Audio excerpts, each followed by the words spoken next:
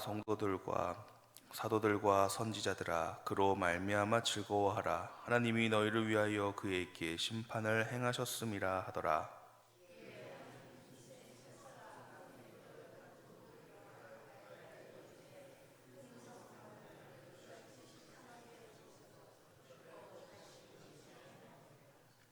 또 검은 곳 하는 자와 폭류하는 자와 둥소 부는 자와 나팔 부는 자들의 소리가 결코 다시 내 안에서 들리지 아니하고, 어떠한 세공업자든지 결코 다시 내 안에서 보이지 아니하고, 또 맷돌 소리가 결코 다시 내 안에서 들리지 아니하고,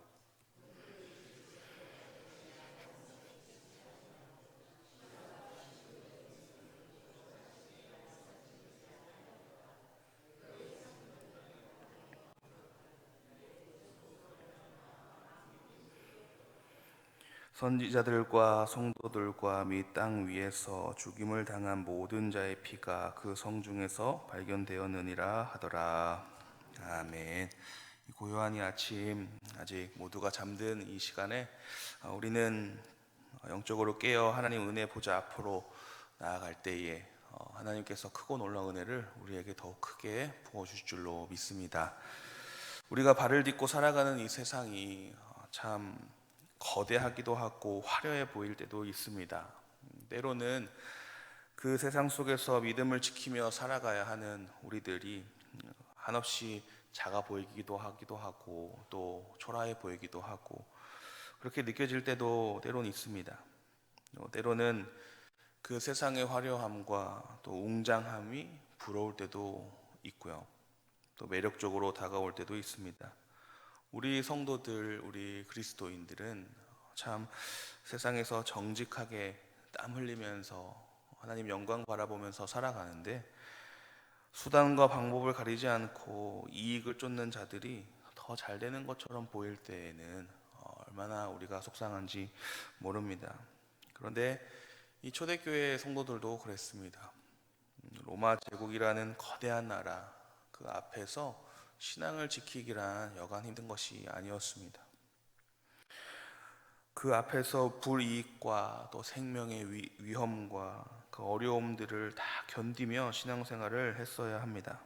하지만 오늘 우리가 읽은 이 말씀, 하나님의 말씀은 그 화려하고 영원할 것 같았던 큰 성 바벨론의 처절하고도 또 완전한 멸망을 선고하십니다.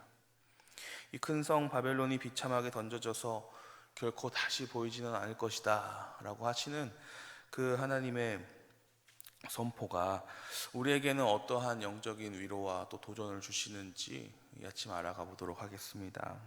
첫 번째로 이 바벨론이 비참하게 던져져서 심판을 받게 되었다라는 것은 우리들을 향한 위로와 기쁨이 됩니다. 20절 우리 함께 다시 보겠습니다. 하늘과 성도들과 사도들과 선지자들아, 그로 말미암아 즐거워하라. 하나님이 너희를 위하여 그에게 심판을 행하셨음이라 하더라. 하나님께서 성도들에게 즐거워하라 라고 말씀을 하십니다. 즐거워하고 기뻐하라 라고 말씀을 하십니다. 왜냐하면 바벨론이 무너졌기 때문이죠. 바벨론이 무너졌기 때문에 이제 즐거워하라 라고 말씀하십니다. 성도들이 얼마나 힘들었습니까? 순결한 신앙을 지켜내고 또 유지하려고 얼마나 힘이 들었을까요? 그런데 바벨론이 무너진다, 멸망한다 라고 합니다. 기쁠 수밖에 없지요. 우리를 옥죄고 있었던 그런 것들이 다 사라진다 라고 했을 때 얼마나 기쁠까 싶습니다.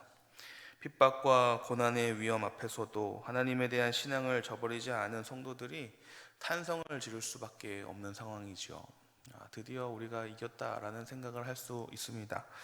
그런데 여러분, 이 기쁨은 바벨론을 바라보면서 나오는 기쁨이 아닙니다.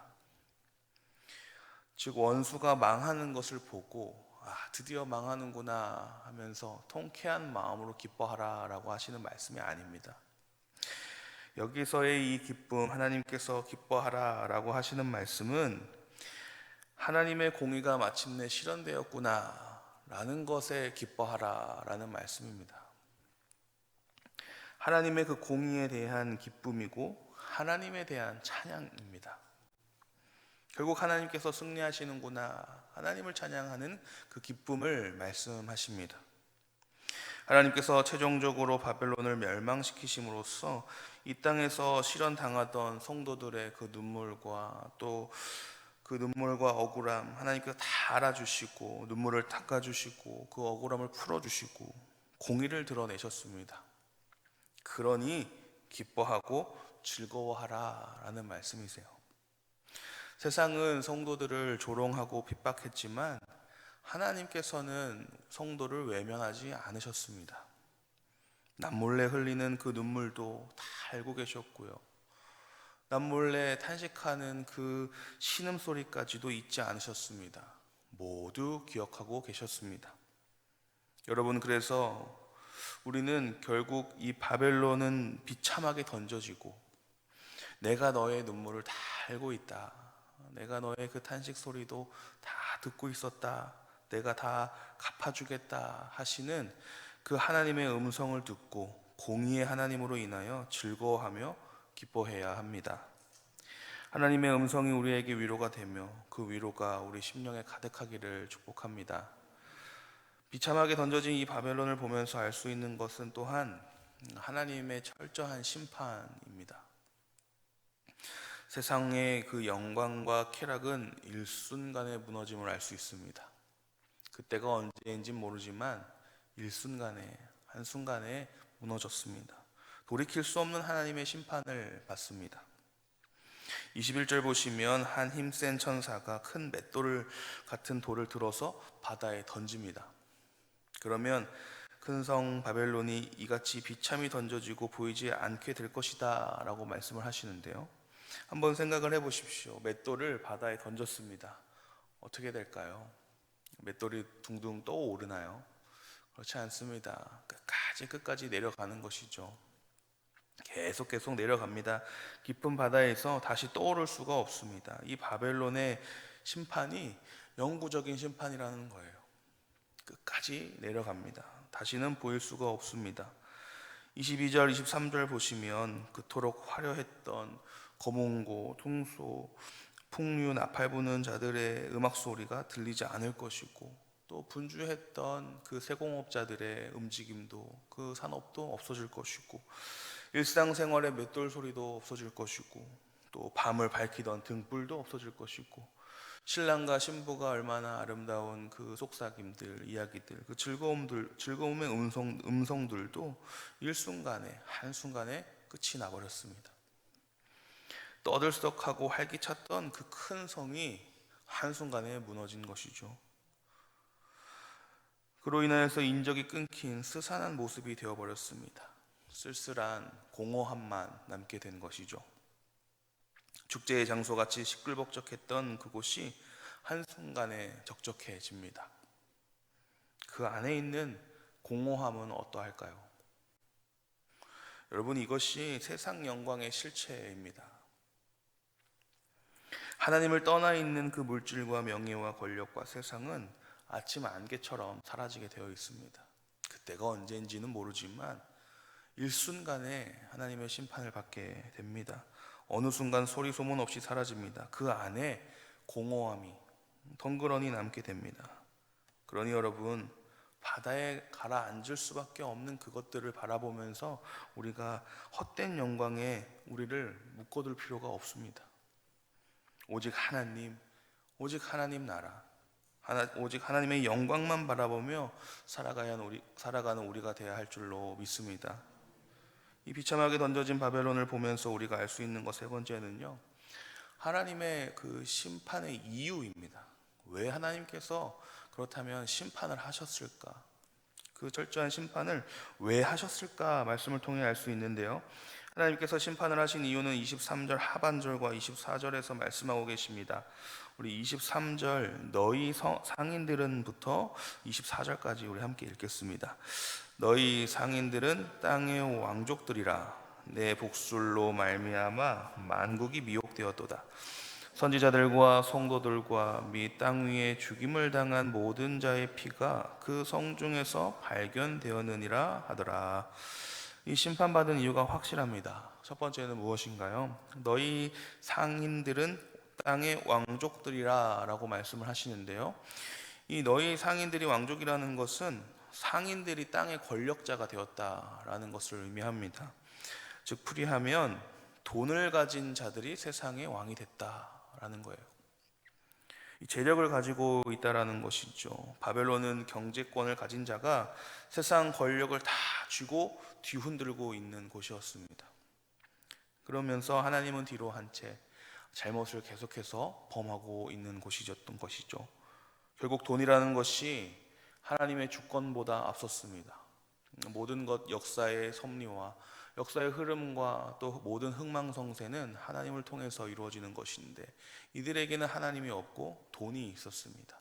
돈이면 다 된다라는 생각을 가지고 있었다는 것이죠. 두 번째는 내 복술로 말미암아 만국이 미혹되었다라고 하십니다. 이 복술은 단순히 점치는 행위가 아니라 인위적으로 인간을 속이는 속임수를 이야기합니다. 하나님은 뒤로 한 채 이 돈과 쾌락이, 권력이 모든 것을 다 해결해 줄 수 있다라는 그 물질주의와 세속주의의 그 환상을 사람들에게 심어주는 겁니다. 그래서 하나님은 필요 없게 만드는 것이고요, 다른 것이면 된다라고 미혹하는 것이죠. 그러다 보니 나라가 전체가 흔들릴 수밖에 없는 것입니다. 달콤함으로 현혹하여서 눈을 멀게 하고 무엇이 옳은 것인지 깨닫지 못하게 하고 하나님을 결국 떠나게 하며 죄악과 우상숭배에 빠지게 만드는 것이 바로 복술입니다. 세 번째는요, 너무나도 많은 백성들을 핍박하고 죽였습니다.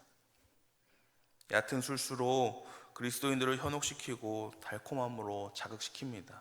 그런데 그것에 넘어오지 않는 성도들, 그것에 넘어오지 않는 그리스도인들, 신앙의 정절을 지키며 하나님과 함께 살아가겠다고 다짐하는 그 성도들은 이들이 핍박을 하는 겁니다. 달콤하게 현혹시켜 보려고 했는데 넘어오지 않으니 결국은 핍박하고 또 괴롭히고 심지어 죽이기까지 하는 것이죠. 그 피가 바벨론 안에 가득하다라고 말씀을 하십니다. 얼마나 많은 사람들의, 성도들의 피가 흘렀겠습니까? 순교자들의 흘린 피가 상상할 수 없는 양입니다. 그리스도인들을 괴롭히는 이들은 그러니 결국 하나님의 심판을 받게 되는 것이죠. 말씀을 마무리하려고 합니다. 여러분, 바벨론은 무조건 무너지게 되어 있습니다. 그러나 십자가 붙들고 주의 길 묵묵히 따라가는 우리는 영원히 승리할 줄로 믿습니다. 내 안에 바벨론을 바라보는 마음이 있습니까? 바벨론의 속성들, 그 물질을 하나님보다 더 의지하는 마음이 혹시 혹여나 우리에게 있나요? 세상의 성공을 바라보는 마음, 영적 타협을 하는 그 마음 혹시 있다면 이 시간 주님 앞에 모두 다 내려놓으시기를 소망합니다. 그렇게 하나님의 영광을 위하여 우리가 묵묵히 걸어갈 때에 우리에게는 어떤 상황과 형편의 어려움이 있더라도 우리가 흘리는 그 눈물과 또 탄식하는 그 큰 숨과 또 수고를 주님께서 다 알고 위로해 주실 줄로 믿습니다. 이 새벽에 우리가 좀 더 크게 기도했으면 좋겠습니다. 눈물을 흘리면 좋겠습니다. 공의의 하나님 바라보며 믿음의 정절을 굳게 지키겠다고, 거룩한 주님의 백성들이 되겠다고 주님 앞에서 더 기도하면 좋겠습니다. 하나님께서는 우리의 그 모습을 보시면서 기뻐하시고 이쁘다 칭찬해 줄 줄로 믿습니다. 바벨론 미혹에 넘어가지 않고 끝까지 인내하는 삶, 하나님을 더욱 바라보고 그 믿음의 정절을 지켜내는 삶, 영적으로 부유한 삶을 살아가는 저와 여러분이 되길, 또 오늘 하루가 되기를 소망합니다. 우리 함께 기도하면 좋겠습니다. 먼저 말씀을 위해서 말씀을 기억하시면서 기도하겠습니다. 바벨론을 비참하게 던지시는 그 하나님 아버지, 저희가 바벨론을 바라보며 바벨론에게 마음을 뺏기지 않게 하여 주시고, 또 하나님보다 앞서고 있는 모든 것들 다 내려놓게 하옵소서. 공의의 하나님 바라보며 믿음의 정절 지키고, 또 우리가 흘리는 눈물, 또 우리가 흘리는 땀방울 모두 주님께서 알고 우리를 위로해 줄 줄로 믿습니다. 우리 함께 합심하여 기도하겠습니다.